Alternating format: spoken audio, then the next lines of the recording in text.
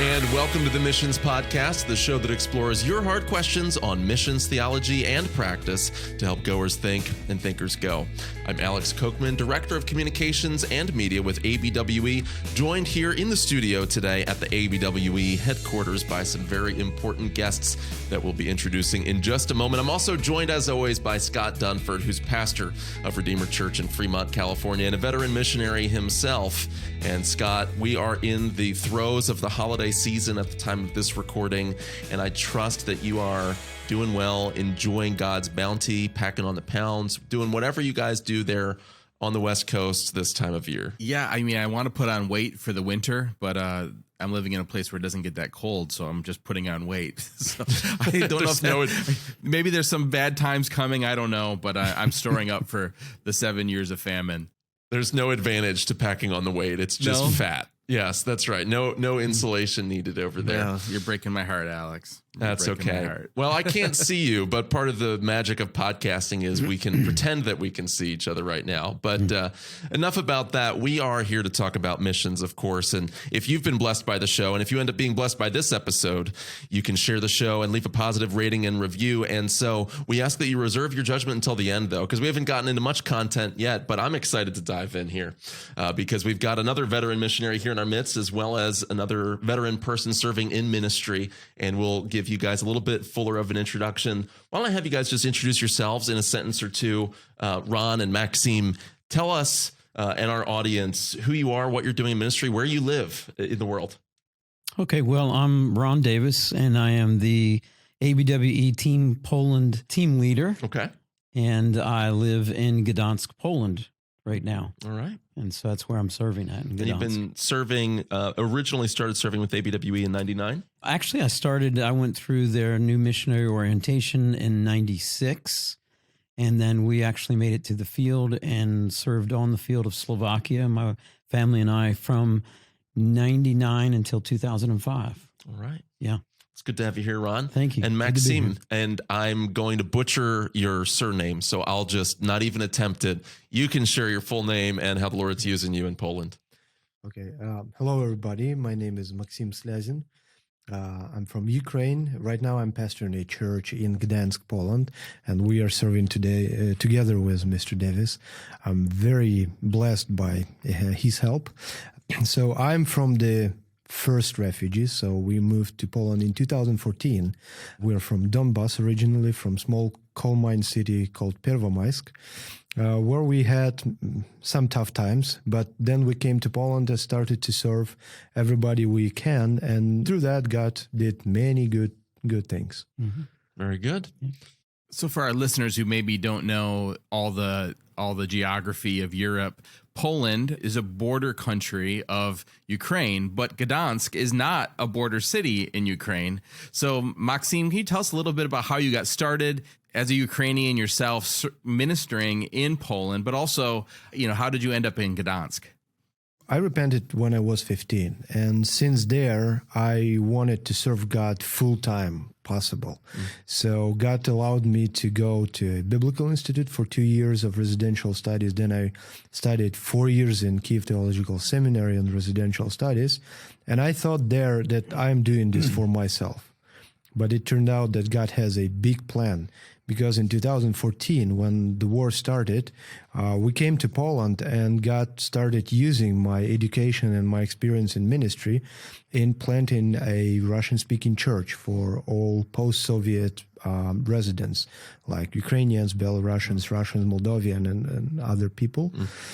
So we came to Poland because in our city, the separatist movement grew rapidly, and they gained power. And of course, at that time, we have many, radical Orthodox came to our area. And so what they were saying is like Baptists and all evangelical are American spies.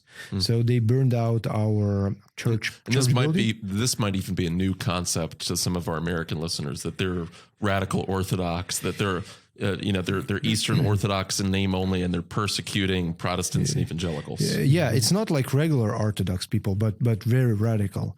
And they did a kind of big pressure and persecution to us. We one time would need to take our pastor during the night and take him out of the city because they were going to kill him and his family. Yeah. So I took my family, my wife and 5 months daughter, and we moved to Poland. We end up in refugee camp with many different nationalities, not always civilized. So it was a tough time. But Polish believers, they took us from refugee camp. So we didn't choose a place where we can go. So God brought us to Gdansk, and we end up there July 1st in 2014. So since that time, I'm there serving God. So I want to highlight something you said there, because I think we get in a mindset that, if you're looking at a map of Poland, Gdansk is about as far away from Ukraine as you can get in Poland. Is that right? It's very north. There, yeah. It's very north on the Baltic Sea. Yeah. Right. And so, but people think, the refugees only come to like the border places. But once you get into a country, you get put where they put you, right?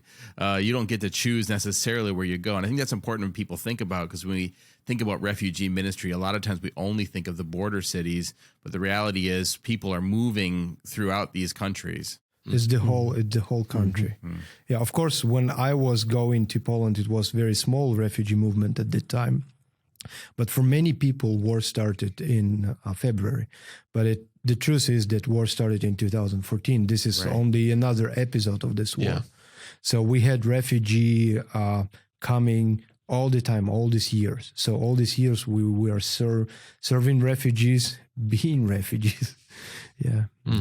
Now, how did your paths cross? That's the other piece here, because one of the things that I love about the way that ABWE missionaries serve is that they recognize they don't have to be the Western superhero. They can work with and through national partners that are doing the work very effectively. You've been there since 2014. You just got back to the field in 2021 is when you... No, in May of 2022. May of this year. So May very recently. Yeah. So this is a pretty recent connection. So how did that come about? Shall we tell them the whole story of praying? I guess we can do the abbreviated one. Do the exciting podcast version. It is. Wow. Yeah, actually, it's You really can only hear it here. Okay, I'm Baptist, so know these charismatic things. Yes. Yeah. So, but I had a kind of clear vision that I would like to have American missionary family in our church. And so I started to pray about this, and it was for 3 years, I believe. So you're praying to receive an American missionary to work alongside of you. Yeah, but long-term missionary, not the guest missionary, but long-term missionary. Yeah. And so I was praying hard for 3 years, I believe. And I was also going to any American that I can find and ask if he would join our church, or maybe he would know somebody who could join our church. And it was very long time and nothing. Like, we don't know anybody. No, we don't come, and like nothing. And after another rejection, I felt like empty, and so I stopped praying. So I kind of, not like radically stopped, but it faded out kind of.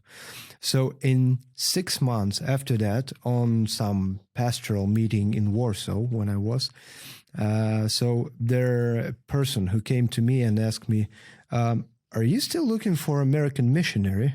So I was cut with this question because I stopped, I said, well, I stopped, but if you know somebody, we can like restart this thing. He said, maybe I will know somebody. And the very same evening, we had a Zoom meeting with Mr. Davis.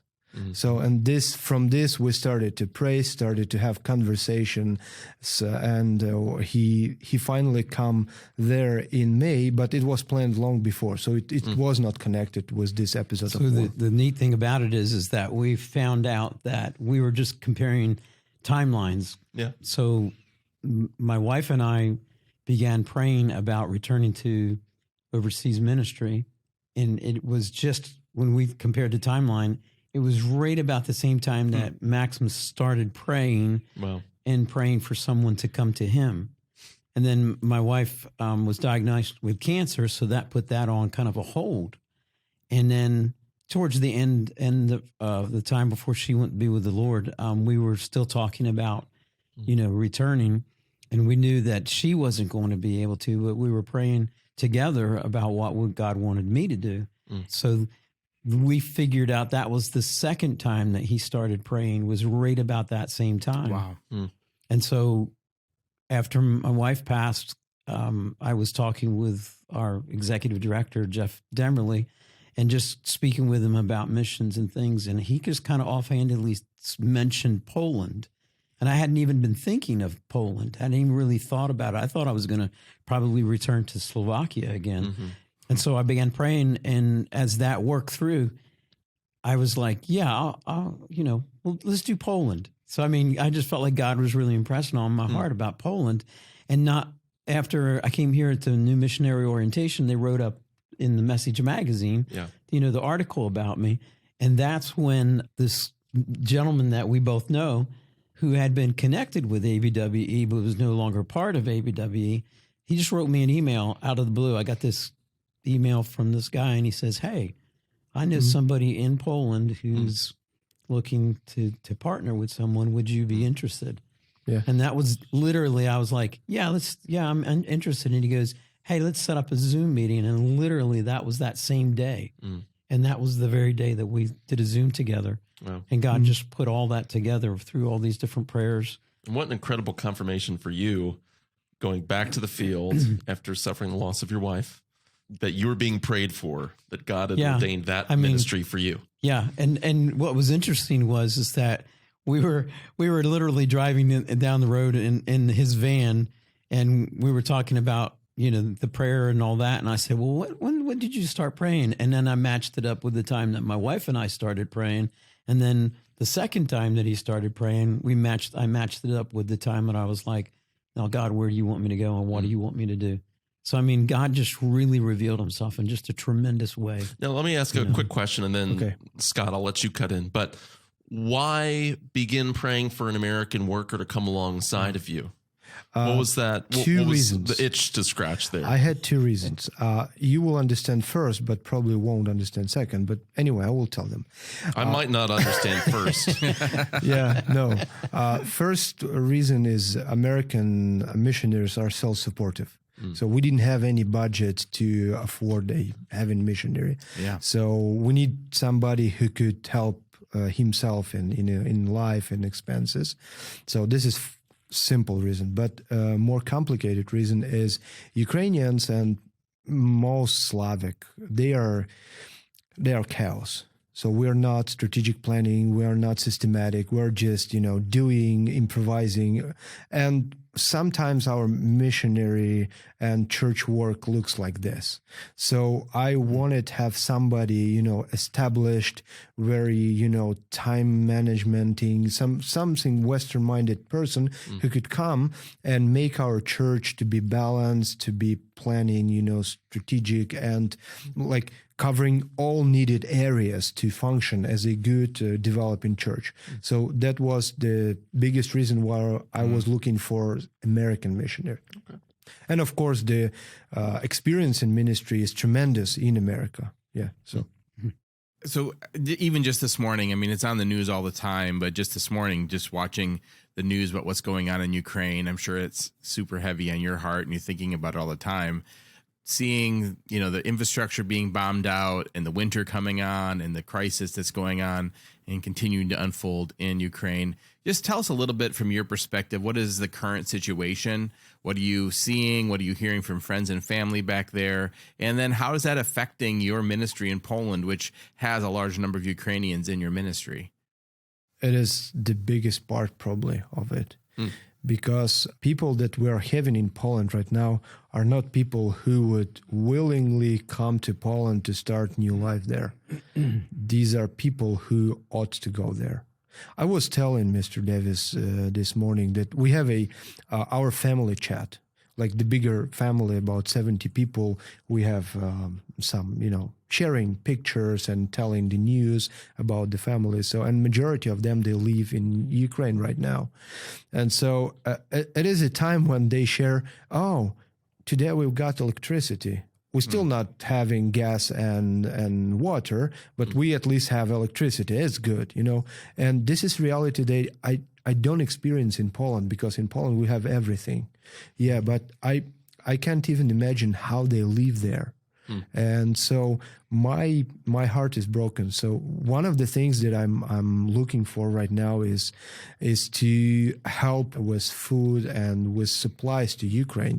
So maybe buying a panel van to go like regularly to the border to share it, because many people there they are doing this now, but it's not enough. Like the whole country of 40 million people right now is collapsing. And most of my friends and most of my family are there right now. Yeah, this is heartbreaking. I can tell you, but we are trying to do our best. So we're trying to serve them also with our finances, with our hearts, with our receiving. So we kind of right now doing like both directions. So we serve refugees in Poland, and we're trying to do at least something to Ukraine. Yeah. Maksym, what's the temperature of the churches in Poland? Is there some mixture of ethnicities and nationalities there? You have Ukrainian speakers and Russian speakers. Is there unity in the church? That's maybe question number one. And number two, are there groups? You mentioned Russians are not welcome. Russians are looked down upon by the nationals there. Is that my understanding? Yeah, okay. It's a complicated question for somebody who doesn't know the context, but I will briefly explain. So in Poland, we have 38 million Poles. We have about 5 more millions of Ukrainians, but it's difficult to count. It's a moving mass. So yeah. Oh, yeah. We also have about, I would say, 200 to 300,000 Belarusians, and we barely have Russians right now, because in general, Russians are hated there for what they did, both by Poles and Ukrainians. Yeah. So, and for example, we had a church attendant, young girl. She never said anything about Putin or the country. She was nice, a sweet girl. But when they started, 2 or 3 days after the war started, she ought to leave the country, because like everybody looked at her like to Putin or whatever. Within the church or outside the church? You mean? Outside the church. No, within the church, we try to make people a safe place. So we never bring up the political questions. So between Ukrainians and Belarusians, we try to keep this, Jesus is the king of our church, not Zelensky or Lukashenko or whatever. Yeah. So Jesus has to be king. And he said that all tribes, all nations, all languages. Yeah. So this is, but it's not easy, because, you have plenty of people who have losses. For example, one of the uncles of my wife, he died. So it's not easy. That's hard, and it's hard for us to imagine it. But I've seen it even here. We're working with Afghan refugees, as many of our listeners know, and in Afghanistan, there's a huge differences between what if you're Hazara, if you're a Tajik origin, or if you're Pashtun. But what I keep hearing within the Christian community, which is very small, that once they come in the church doors, there's no distinction between people, and they're just brothers in Christ. And I think that's really important, and I love to hear that, even though we understand it's a challenge. We are affected by our politics, we're affected by our ethnicities, but our strongest bond, our first bond, has to be in Christ. So thanks for sharing that. Yeah. So tell us a little bit more, Ron. I'd love to hear. I've heard some of what you're doing with refugees, and some of the little taglines you're using for even describing that. So tell us a little bit about your strategy for reaching refugees. And I'd love, even just wondering what you think that churches here that are trying to minister to refugees like mine can learn from that.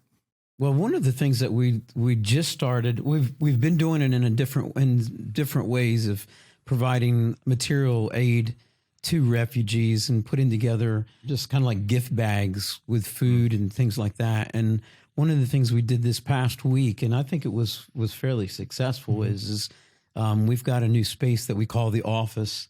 And it's just a place that our church is now renting. And we're going to use that sort of like as a center of a contact point to bring people in. And what we've done is we had several meetings where people would come in and they would be introduced to the church. And we did that. Maksym would basically start out and he introduced them to the church and the different ministries. And then we had another brother from the church. His name is Yuri, and he gave a personal testimony. And then I was able to give, Maksym helped me with translation, and I was able to give basically the 5 solas of the church, the sola scriptura and that kind of idea, and give them a basic idea of where we are as Baptists, as believers. Because Poland is predominantly Catholic. Yes, as Catholic, and so we gave them those kinds of bones to work with, and in doing that, we did a basic gospel presentation through that, and then an invitation to come to the church. So I think one of the things that I've seen and have been seeing on a regular basis is that there are people who want to help, and that's a great thing. But so many times it's sort of like a fly in, fly out kind of help, and it's not this. You don't have this one grounding point that you can work through and have a consistent help and a consistent spiritual input. And that's the one thing that I'm seeing with our church that I'm just really excited about is that this is that one contact point. This is that one place that we're able to reach out to the refugees, but also bring them to a place where, as Maksym tells them, he says, I've been here a long time and helped a lot of people with a lot of different things. And so he's kind of like a Lincoln lawyer. He sort of knows a lot of different things about a lot of the different processes, and he's there to help people. And so that's a really exciting thing that I'm seeing, that as far as churches here is just to make sure that when you're doing your help, that you have a really good, solid, steady, consistent contact point that's going to be there, and that you're actually investing your time, your money, your effort into that, because that's the only way that this is going to actually be a long-term help. Yeah, it's great right now, especially for, food and things like that, but the long-term help really needs to be done through a solid contact point. So that's the one big thing. Maintain consistent contact. Don't content yourself with the one-off. Yeah. This is our goal, because, if you're just plain Red Cross, like this type of help, it's good, but it won't do any change 1 year after. So what we are doing, we are trying to build churches. We are trying to plant new churches that will last with people for a longer time. Yeah. And of course, the situation is dramatically changes. For example, like first week of this war, I took my car and I went to the border, because the need was to bring people from the border to the nearest train station or to the nearest church for help. But then it turned out that the next step they needed is to help them to get a social security number, that they could get medical support, that they could get financial support from government. And what is interesting, sometimes people who are not connected to a local church, they do dramatic mistakes. So I saw people who 3 months after this episode of war started, they came with big vans to drive people from the border. And situations changed that nobody was on the border anymore. So they had another type of problem. So this is why we are trying to keep up with current and real people's needs, but not just plain help or whatever. So, and what right now we need more missionaries who could come and help establish churches, because we really need churches in Poland. Yeah. So we as a church have 2 new spots where we're going to plant churches, and I believe that God will allow us to do this. Yeah, the one great thing about it is that this is a ministry that's extremely dynamic. I mean, it changes from week to week, month to month. It's just very dynamic, and sometimes ministry is a long plotting kind of process, and I understand that, and that's okay. I mean, there's nothing that denigrates that, but this is very dynamic right now, and this is one of the things that there's so much work, so much happening, so much to do, and so much opportunity that the only thing that we're limited by is there just isn't enough hours in the day. and enough energy that we can do it. So we need physical help, people to actually be partnering with us to actually come in. And not enough leaders. We don't have. Just to give you an example of what Poland is, like we have more than 40 million people in Poland, and Baptist Union is only 5,500 members, like the whole Baptist Union, and we have only Not one pastors, Baptist Union. but members. People, members, everything. Yeah. members, yeah. So we don't have that number of leaders who could help. So our percentage of evangelical Christianity in Poland lower than in some Muslim countries. Yeah, and that's important for people to hear because that's a point that I wanted to make before we logged off, is that we emphasize so much the need to reach unreached people groups. We talk about that often on this show. That's good, but the actual percentage of evangelicals is going to be below that 2% threshold that's so important to many of us as we talk about unreached people groups. Poland is an unreached people group. Yeah, in a certain sense. Yeah, in a certain sense. You count everybody, like Adventists, Pentecostal, Charismatic Baptists, and any evangelicals, it will be below the 50,000 people on the whole country. And we're responsible to go where the harvest is. Yes. So reaching the unreached is planting seeds where there's nothing growing yet, and that's good. But there's also a responsibility to pluck the fruit that's ripe and ready for the harvest. Yeah. I mean, many times that happens in places that are quote unquote reached as far as how missiologists categorize. Right. And if somebody right now hears us who are thinking about international ministry, I will tell you that Poland is the most blessed place in the whole Europe right now. So join Team Poland. Why is that? Why is that? Because it's the most dynamic Christian shift right now. Because, if God takes so many millions of Ukrainians and put them mostly in Poland, he's planning something. So if you are going to be part of something big, I suggest you to just come and see first. It's difficult to tell me, the taste of a tea through the phone. You need to taste it, know. Yeah. So, and it's difficult to explain what is happening in Poland right now. You need to go and see. But God does tremendous things right now there, and I invite everybody, adequate people, to join us. Yeah. So, Maksym and Ron, I'm assuming that your church there is a smaller church. Is that a fair guess? Smaller by whose standards, I guess, is what. Okay, depends on how. We're looking at there's about 200 people that attend. That's a mega church by Scott's standards. Yeah, that's huge. In California, Stan. Yeah. We have 60-something members, but our Sunday service attends up to 200 people right now. Okay, so that's a really interesting dynamic is that there are 60 members. So they're kind of the core group people, and they're the people that maybe they have come at a different time, maybe previous to the war or different things like that. And they're the ones that have more stable jobs and things like that. So you got about 60 people that are actually carrying the load for the overall 200. And so that's a really interesting dynamic. And that's kind of where I was going with my question is, you have these opportunities for ministry and you have a small group of people trying to carry out those ministries. How has your church family responded to this? Is it put a strain or has it enabled people for ministry?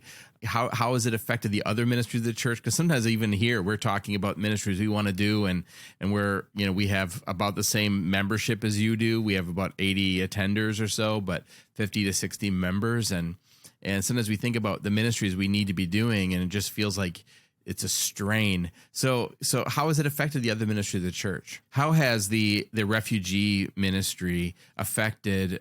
What kind of effect has that had on the rest of the ministries of the church? I think that there's something wrong with the question. Okay, almost all Ukrainians and Belarusians we have in the church, they are refugees to some extent. So even the church members. So we don't divide people on refugees and non-refugees. I'm also a refugee, even though I'm pastor in this church. So it's just us. And we serve to our people. And I think what Scott's feeling too is that sometimes, and we're in a church that's a similar dynamic to what Scott's describing, is you have your core group, right? And they have their ministries and they're meeting each other's needs. and then you get this whole wave of other individuals. So that's not quite what's happening here.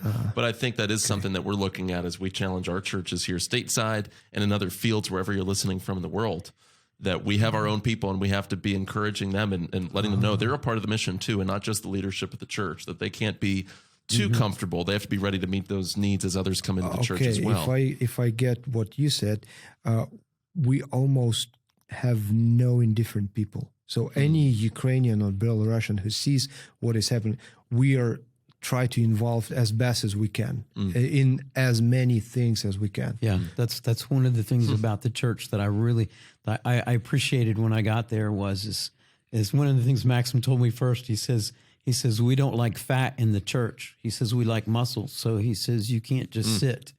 And so as soon as somebody comes and they get involved with the church, they're actually drawn into ministry. They're actually drawn into the life of the church. Yeah. And which is just an exciting kind of a thing, dynamic. So in a way, that's kind of how that has affected the church. Yeah. It actually has driven some ministries and helped things.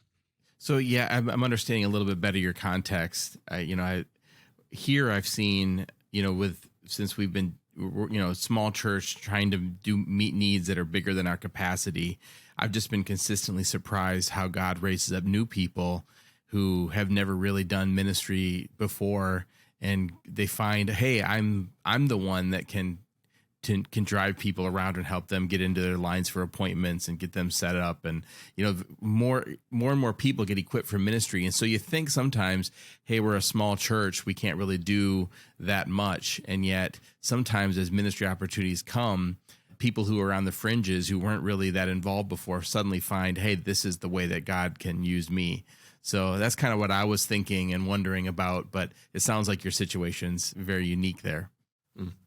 Well, that's a good reminder for all of us, especially through the holiday season, adding a few pounds, fattening up a little bit as Scott has, that we don't want to fatten up spiritually or physically too much. We want to muscle up, bulk up, right? Maybe that's our New Year's resolution a little bit, is to have no apathetic people at any of our churches. Nobody that's It's okay indifferent. for me to say it, Alex. I really don't like it when I hear you say it, though. Well, you're putting yourself out there on video in front of thousands of people, so we'll let them be the judge. But Maksym, how can people get in touch with you? And then Ron, what can people do if they want to engage particularly with this ministry project too? Okay. They can find me on Facebook. I can give my contacts. You can put it in your video. I'm free to contact. Very good. Yeah, we'll include a link in the show notes. Yeah, but what I would ask you to just join somehow Team Poland, or financially, or directly going to Poland for a missionary, thinking about this, because the need is huge, like really huge, and the effort is priceable, payable, like Affordable. No, I mean whatever you put in, you will. Yeah, get your return on investment. Yeah. huge ROI. return. Okay. Yeah.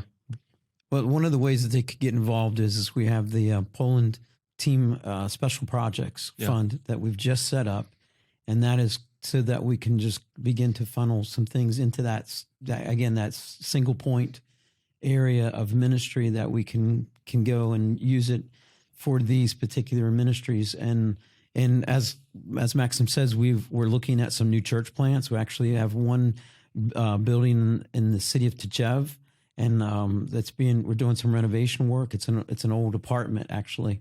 We're doing some renovation work on that and planning on starting that church, actually beginning services here in the near future. Wow. But so a very possible way is that people could could give to that fund, to the Special Projects Fund. And then also, as Maksym says, we desperately need people. And again, there's so much that can be done. It is such a dynamic field, and there's so many things that are happening. It's kind of like, you're not going to ease into something when you come there. It is jump in and hang on. Yeah, and that's what's exciting about it. That is exciting. And how would they get to that special project account? You can go to ABWE, the website, and there's the links there to take. Okay, take so you there. can search for Poland Team Special Projects. Poland Team Special Projects. Very good. Well, thank you both for joining us today. Thank you. Appreciate Thank your you. ministry, your service for the Lord. Keep up at it. And we hope you've enjoyed this special episode of the Missions Podcast, doing things a little bit differently than normal, but having some good frontline stories of ministry. So I encourage you to take a next step. But if this show has been a blessing to you, you can go to missionspodcast.com/support in order to join the support team for the show. And we appreciate your support greatly. That helps us get this content in front of other people that can be blessed by it, that can be mobilized. Of course, the best way to show your support for the show is to leave a positive rating and a review in your podcast platform of choice. And of course, the Missions Podcast is a ministry of ABWE. To learn more about ABWE, go to abwe.org. Until our next episode, I'm Alex Kochman, and thank you for watching.